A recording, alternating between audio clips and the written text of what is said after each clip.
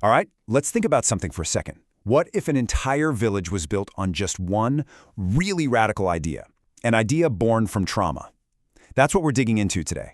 This incredible modern fable about a community that decided to live without men, and how one leader's pride almost destroyed everything. Let's get right into it. So this really is the central question here, isn't it? It's like a huge social experiment. What actually happens when a community decides to, protect itself by kicking all the men out? As we're about to see, the answer, well, it tells us a whole lot about that very thin line between protecting people and just being proud. Okay, so let's picture this place. We're stepping into this really unique village. It wasn't founded because of where it was, or for trade, or anything like that. Nope. It was built on a single, super powerful principle: self-respect, above everything else. And you better believe that principle was enforced by one very, very formidable leader. Right at the heart of this whole thing is a woman named Champa Devi. She's the matriarch. And she's not just a leader, not by a long shot. She's the architect, the creator of this all-female society. It was her decision, years ago, to do something pretty radical: banish every single man from the village. And this quote, this really gets to the core of how she thinks, Get this, some of the women just want to go to a fair in the next town over. A pretty normal thing to want, right? But to Champa, that's a betrayal. In her mind, even the tiniest little interaction with the outside world, and especially with its men, is like a crack in the very foundation of their self-respect. But you have to understand, this isn't just some abstract idea for Champa. It's not political theory. It comes from a place of deep personal pain. Her whole way of seeing the world was shaped by the trauma of watching her own father abuse her mother. So this village, it's not just a society, it's her personal shield against the past. And of course, a system that's this rigid, well, it can't stay cut off from the world forever, can it? So as the outside world starts to creep in at the edges, the first cracks in the village's perfect isolation begin to show. And boom, two big challenges pop up almost at the same time.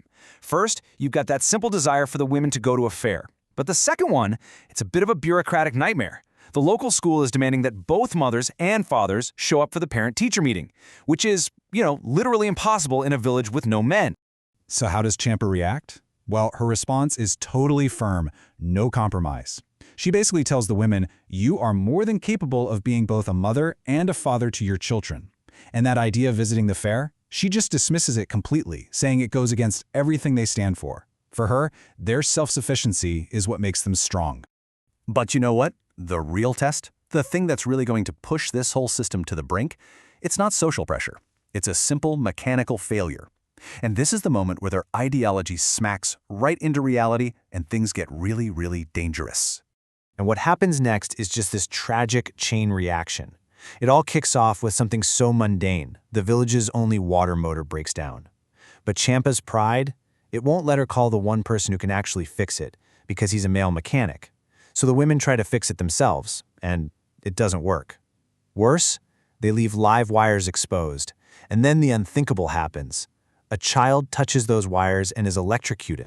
This is the breaking point. This horrible accident isn't just some random piece of bad luck. No, it's a direct consequence of their rigid, inflexible ideology. The very system that was designed to protect women and children has now put a child's life in mortal danger. The whole experiment has just short-circuited. So in the face of this absolute tragedy, the story kind of shifts gears. It stops being about the society as a whole and becomes intensely personal.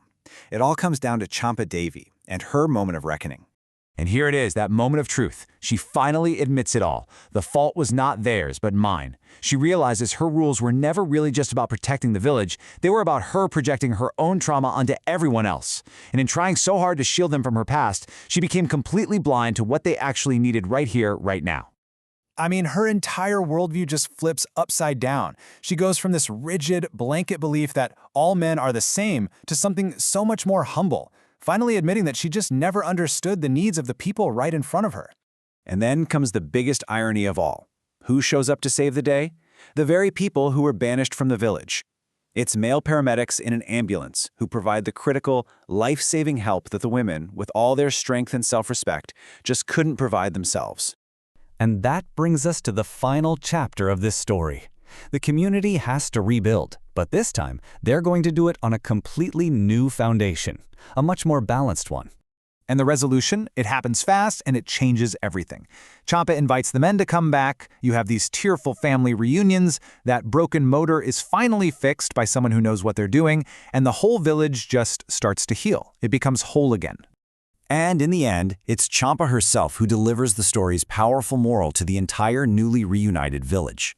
She tells them, the real meaning of life is not struggle, but balance. This village, she says, needs its men just as much as it needs its women.